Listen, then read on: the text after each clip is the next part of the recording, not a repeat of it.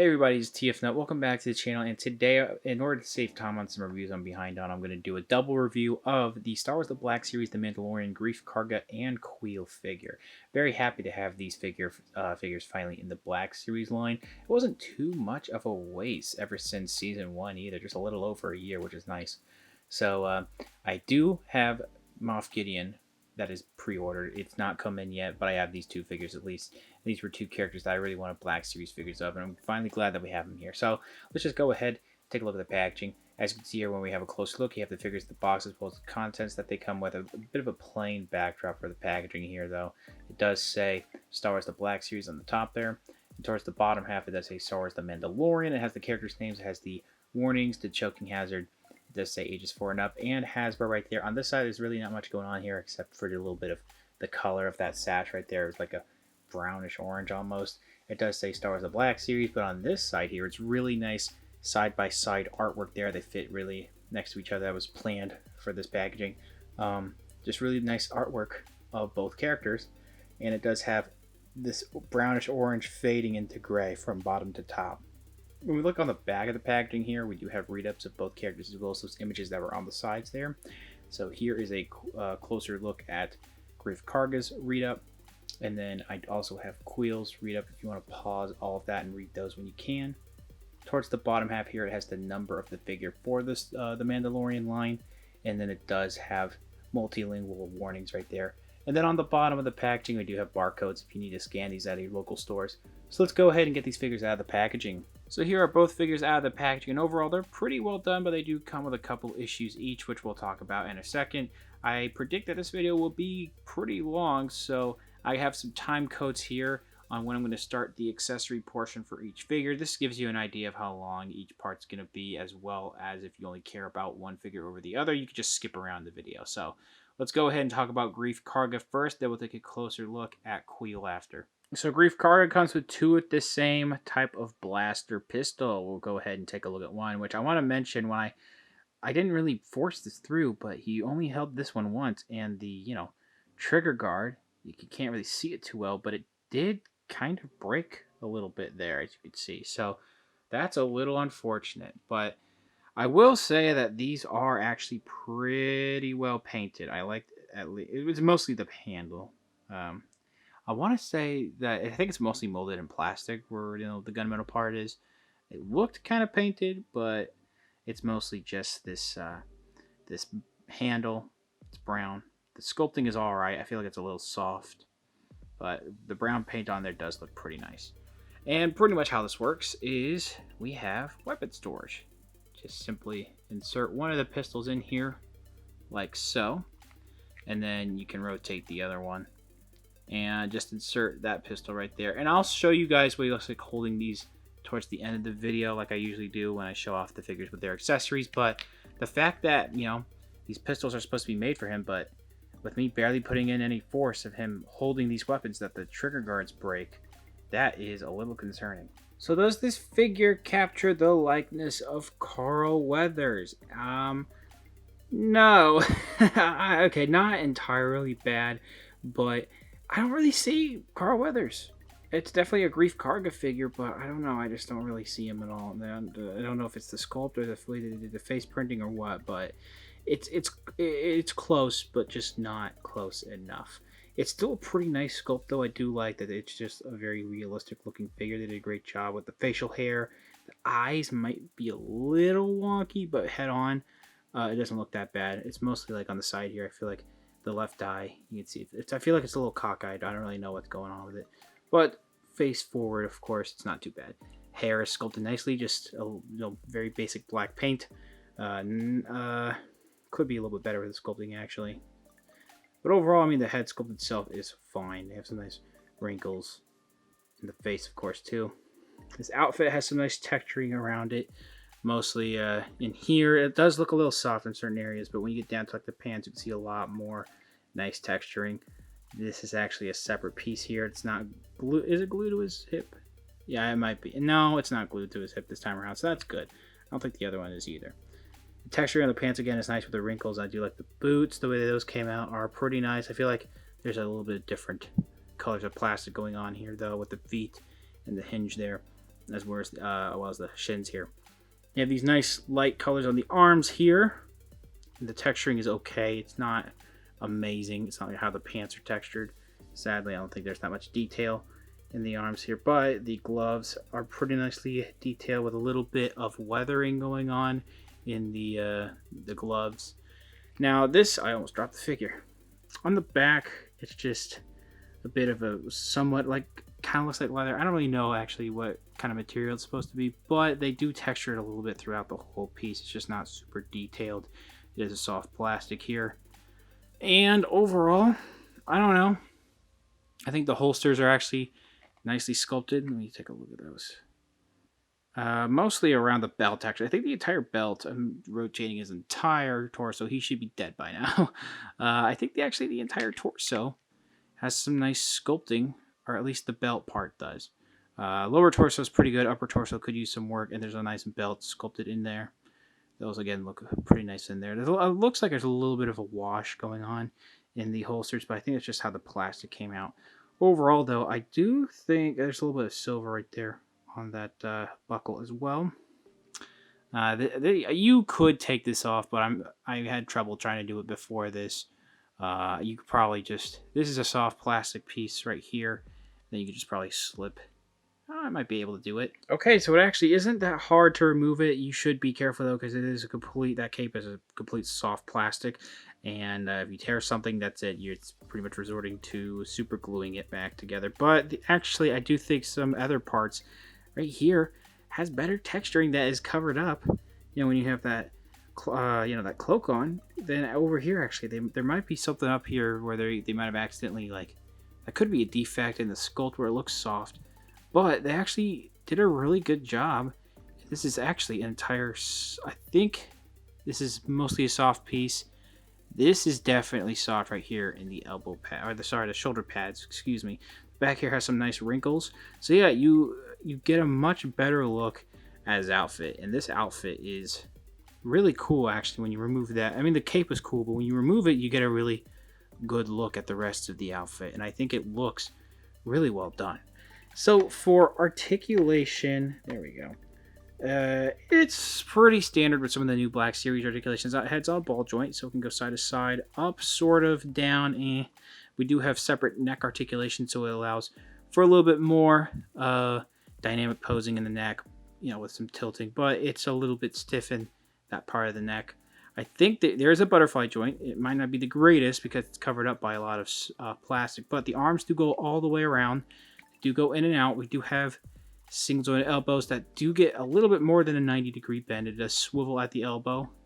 We do have up and down hinges for both wrists. I had to double check that. We do have a swivel.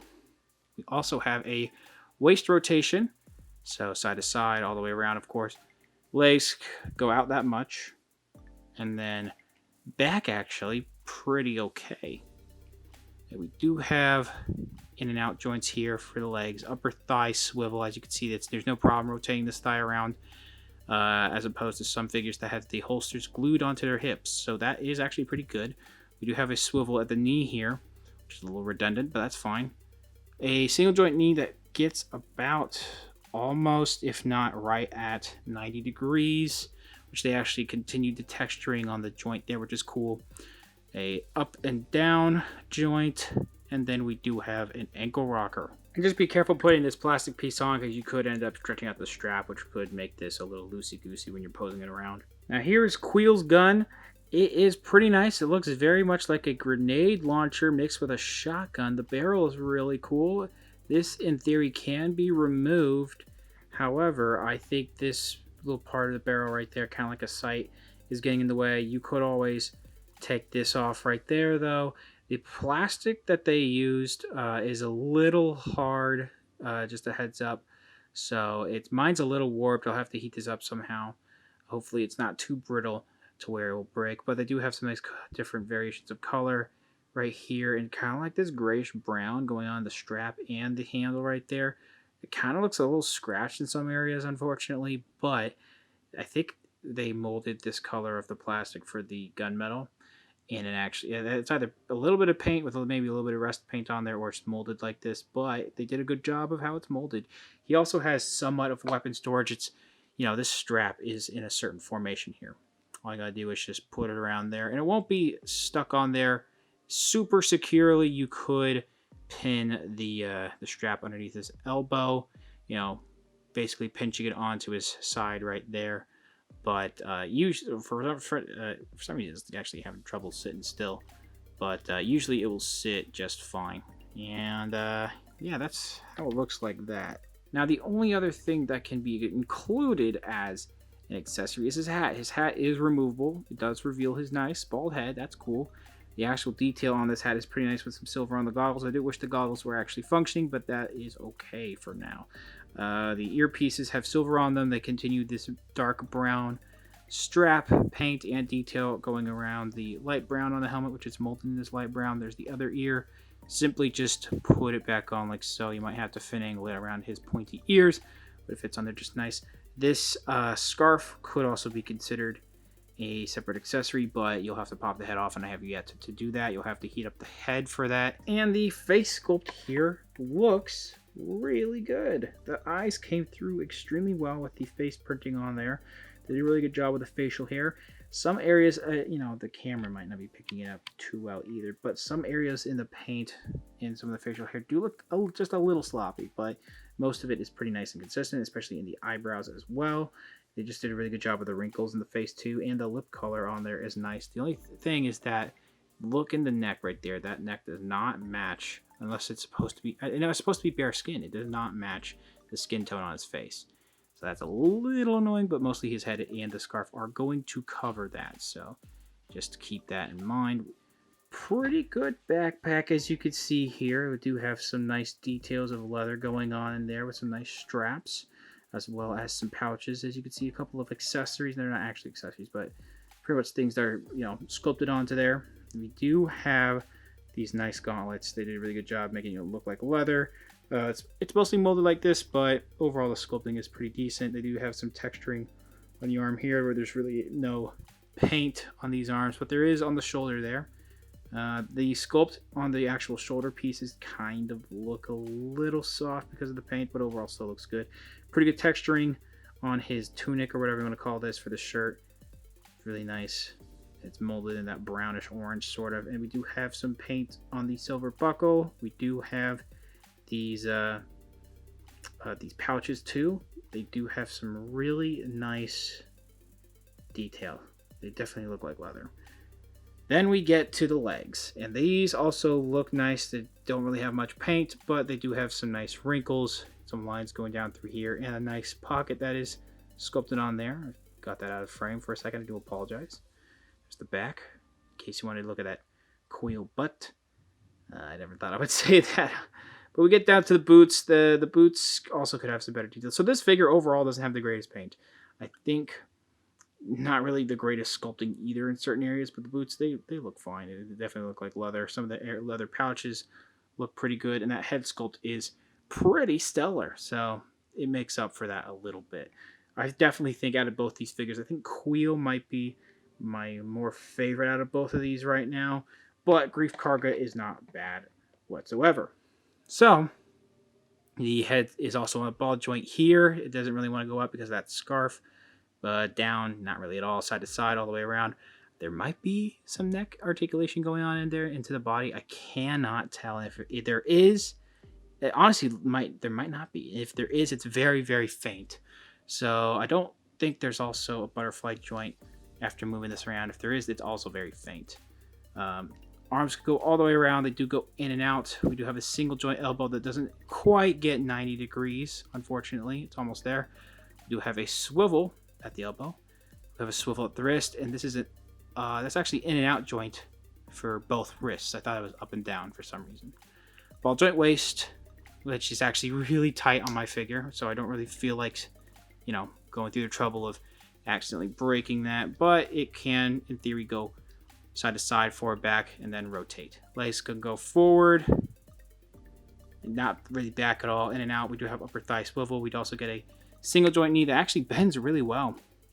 It also has a swivel at the knee there. These are really freaking meaty right there, the way that they sculpted that. There should be a swivel going on up in here, but it actually doesn't want to swivel at all. Yeah, it definitely looks like, yeah, that's definitely a swivel joint that's going on in here. It's just really tight on line. We do have a hinge that goes up and down, and then we do have ankle rockers. And just a heads up, Kuiil can barely hold his weapon properly to save his life. He's not going to be able to aim, but he can hold in a neutral pose like this. So for some size comparisons, we have a good old Season 1 family reunion here with all the good guys. From left to right, we have the Beskar version of Mando. Of course, the two figures we're talking about, Greef Karga and Kuiil. In the middle, of course, we have Baby Grogu, or Baby Yoda, whatever you want to call him, the child and all that. Then we have Cara Dune on the right of Kuiil, and then on the far right, we have IG-11. All these figures fit pretty well in scale with each other. They're going to be a little bit, the entire line is going to be a little bit smaller than Marvel Legends, of course, when it comes to scale. But you can see that out of all the, besides Baby Yoda, of course, this is going to be the shortest character. And he is going to be about the same height, if not a little bit shorter, than Mando. So at the end of the day, I think both figures are done relatively well. I just have a couple issues. My biggest issue with Kuiil is that he's just a pretty short figure that doesn't come with that much stuff. I kind of wish they didn't release him in a single line and that we got him with a blurg instead. I would have gladly paid 30 to 40 bucks for a Kuiil figure and a blurg than just a $20 Kuiil figure, honestly. But overall, besides, not much paint in certain areas where it could definitely help bring out the details, like in the legs and the chest, other areas have some pretty nice sculpting, pretty decent articulation, save for maybe the elbows and the waist, but that face sculpt is pretty awesome, and the fact that you can take the hat off is also pretty sick. Now with Greef Karga, I feel like I have a couple more issues with him. He's not a god-awful figure, of course, but I just think that some areas in the texturing on the outfit is a little weak. Again, I could have a little bit of a defect on mine because on his right side of his body, the texturing is better on his upper torso than the left side. Other than that, pretty decent articulation. A couple issues with the accessories where, it's as if they don't really fit in his hands because the trigger guards were breaking off. And I don't really think the likeness to Carl Weathers is there entirely. But overall, it's still a really good Greef Karga figure. It's got good articulation, and it's going to look great with the rest of your Mando collection. So that's my thing. If there are certain Mandalorian characters you want, if you don't want all of them, then maybe I would pass on these. But if you are a Mandalorian completionist, at least with me, when it comes to Season 1 and 2, then I would definitely pick up these figures. They're 20 bucks each. I got mine on Amazon. There are other retailers you can get these as well.